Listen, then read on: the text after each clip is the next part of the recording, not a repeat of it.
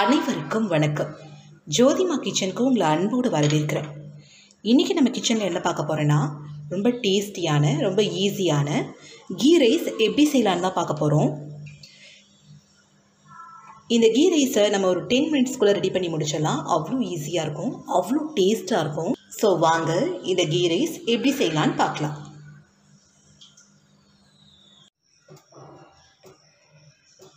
Key rice செய்கிறதுக்கு ஒரு குக்கரில் ஸ்டவ் ஆன் பண்ணி ஒரு 3 டீஸ்பூன் அளவுக்கு நான் நெய் சேர்த்துக்கிறேன். இந்த நெய் நல்லா சூடானதுக்கப்புறமா நான் கொஞ்சமாக முந்திரியும் உலர்ந்த திராட்சைகளையும் எடுத்துருக்கேன். இதை சேர்த்துக்கிறேன். நம்ம சேர்த்து முந்திரியோட கலர் நல்லா சேஞ்ச் ஆகிடுச்சு.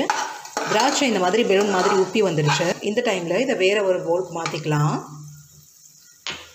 இப்போ இதே நெய்யில் நான் 2 வெங்காயம் எடுத்து நீல வாக்கில் கட் பண்ணியிருக்கேன். இதை சேர்த்துக்கிறேன்.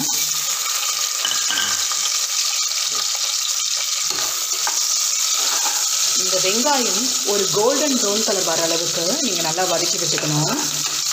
வெங்காயம் இந்த அளவுக்கு கோல்டன் ப்ரௌனாக செவந்ததுக்கப்புறமா இதை நம்ம வேறு ஒரு பவுலுக்கு மாற்றி எடுத்துக்கலாம்.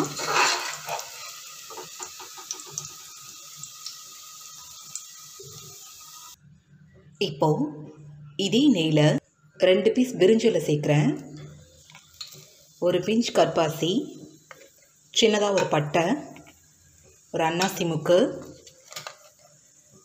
3 கிராம்பு சேர்க்குறேன். இதில் ஒரு 2 பீஸ் ஏலக்காய் சேர்த்துக்கோங்க. என்கிட்ட ஏலக்காய் இல்லாததால் நான் சேர்க்கல. உங்கள்கிட்ட ஏலக்காய் இருந்தால் சேர்த்துக்கோங்க, நல்லா வாசமாக இருக்கும். நம்ம சேர்த்த இந்த ஸ்பைசஸ்லாம் நல்லா பொரிஞ்சதுக்கப்புறமா நான் ஒரு வெங்காயம் எடுத்து இந்த மாதிரி நீலவாக்கில் கட் பண்ணி எடுத்துருக்கேன். இதை சேர்த்துக்கிறேன்.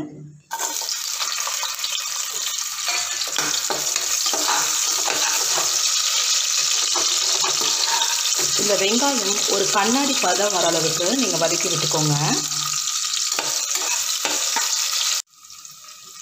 ஒரு 3 பீஸ் பச்சை மிளகாய் எடுத்து இந்த மாதிரி நீலவாக்கில் கட் பண்ணியிருக்கேன்.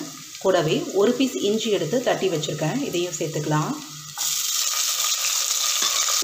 நான் 1 டம்ளர் அளவுக்கு பாஸ்மதி ரைஸ் எடுத்து அதை ஒரு 20 மினிட்ஸ் ஊற வச்சு தண்ணி வடித்து எடுத்துருக்கேன். இதில் சேர்த்துக்கிறேன். இப்போது லைட்டாக இதை கலந்து விட்டுக்கோங்க. ரைஸ் உடையாமல் பார்த்துக்கணும்.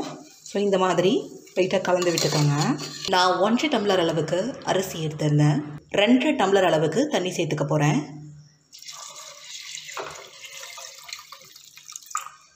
இப்போது உப்பு சேர்த்துக்கோங்க. நம்ம சேர்க்குற இந்த உப்பு கொஞ்சம் அதிகமாக இருக்கணும். அப்போ தான் ரைஸ்க்கு ரொம்ப கரெக்டாக இருக்கும். நான் ஒரு ஸ்பூன் அளவுக்கு நெய் சேர்த்துக்கிறேன். மூடி போட்டு மூடி மீடியம் ஃப்ளேமில் வச்சு ஒரு 2 விசில் விட்டு எடுத்துருங்க. 2 விசில் ஒரு 10 மினிட்ஸ்க்கு அப்புறமா நம்ம ஓப்பன் பண்ணி பார்க்கலாம். இப்போ ஓப்பன் பண்ணி பார்க்கலாம். பாருங்கள், நம்மளோட கீ ரைஸ் எவ்வளோ உதிரியாக ரெடியாக இருக்குது. அரிசி எல்லாம் இந்த மாதிரி உடையாமல் வந்திருக்கு. இப்போது இந்த மாதிரி இதை எடுத்து விட்டுக்கோங்க. இப்போது நம்ம ஆல்ரெடி இந்த நெய்யில் வறுத்துருக்க நட்ஸ் எல்லாம் சேர்த்துக்கலாம். நம்ம ரோஸ்ட் பண்ணியிருக்க இந்த ஆனியனையும் சேர்த்துக்கலாம்.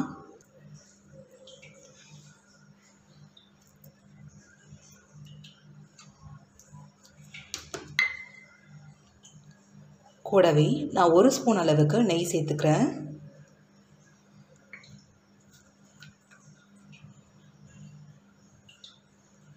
கூடவே கொஞ்சமாக இந்த மாதிரி புதினா இலைகளையும் சேர்த்துக்கிறேன்.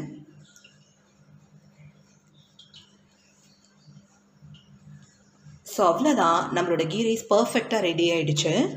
இந்த கீ ரைஸோட நம்ம paneer butter masala, chicken gravy, mutton gravy, இப்படி எந்த ரெசிபி கூட வேணாலும் சேர்த்து சாப்பிட்லாம். ரொம்ப டேஸ்ட்டாக இருக்கும். இதை சட்டுன்னு நம்ம ஈஸியாக ஒரு 10 மினிட்ஸ்க்குள்ளே ரெடி பண்ணி முடிச்சிடலாம்.